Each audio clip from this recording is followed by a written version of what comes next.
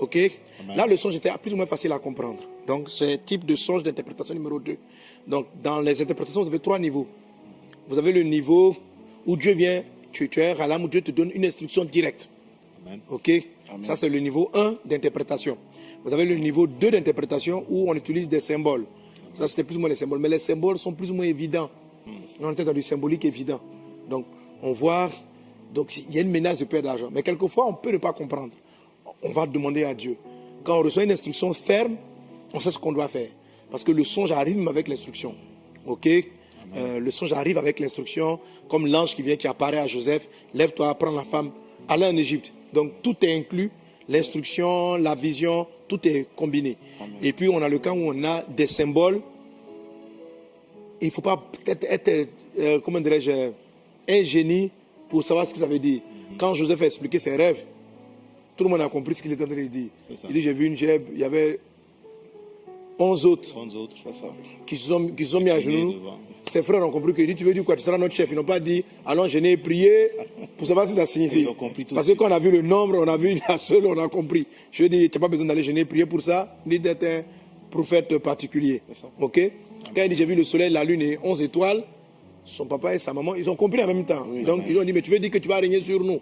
Donc, ça, c'est le niveau numéro 2. Le niveau numéro 3, c'est le niveau des mystères. C'est-à-dire qu'il est symbolique. Tout ce qui est utilisé à l'intérieur est très, très, très mystérieux. Au niveau numéro 2, au niveau numéro 3, si vous avez des songes et des visions de ce genre, il faut tout le temps prier pour avoir l'instruction. Qu'est-ce que je dois faire? Qu'attends-tu de moi? Ok? C'est important.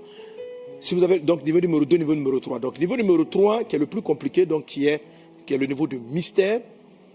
Dieu, les mystères, les songes mystérieux sont les plus puissants, les plus profonds, les plus glorieux. Voilà, la Bible dit que la gloire de Dieu, c'est de cacher les choses.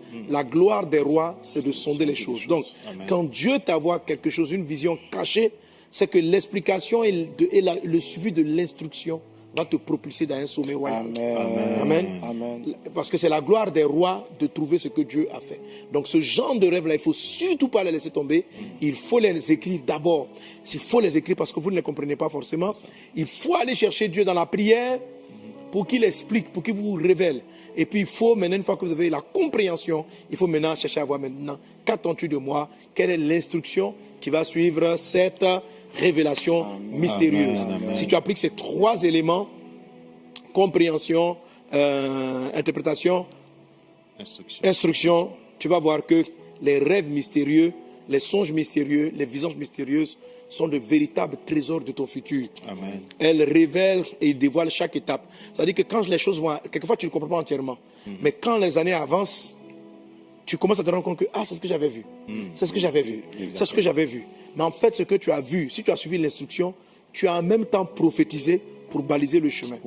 De sorte que, par exemple, si tu t'es vu, tu étais tombé dans la boue,